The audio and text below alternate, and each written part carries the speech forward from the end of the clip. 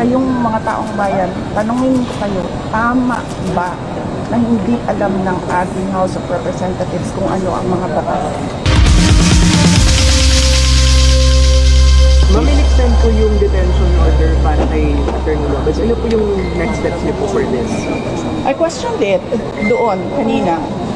Pinapahirapan pa nila ako. Ano sinabi nila? Dinetain nila yung tao dahil sa due process. Dahil, ano ba yung sinabi niya? Walang due process ang pagpapatanggal kay Gloria Mercado at iba pang officials ng Department of Education. Anong sinabi ko kanina? The position of a USEC and ASEC is a position of trust and confidence by the appointing authority. Ngayon, ang appointing authority ng USEC at ASEC ng DepEd is the President of the Republic of the Philippines.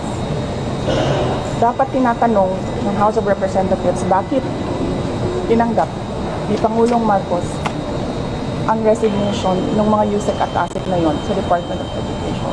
Last question. Bakit nila pinipinalize si Yusek Lopez? Hindi ba dapat ang pinipinalize nila ang appointing authority? Last Isa pa, sir. Sandali. Ano ba yung sinabi nila? Evasive. And now, you clearly see, she doesn't know anything. At DepEd pa pala tayo.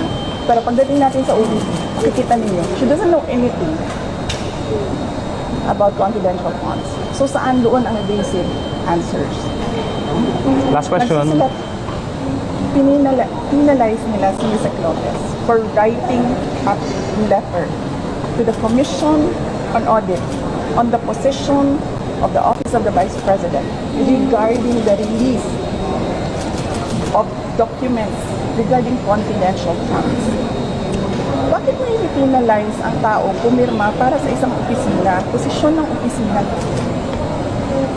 Saan ang justisya dito? And ano sinabi nila kanina? Diba? Apparently, hindi nila alam ang batas. Ano sabi nila? Questionin mo na lang sa korte.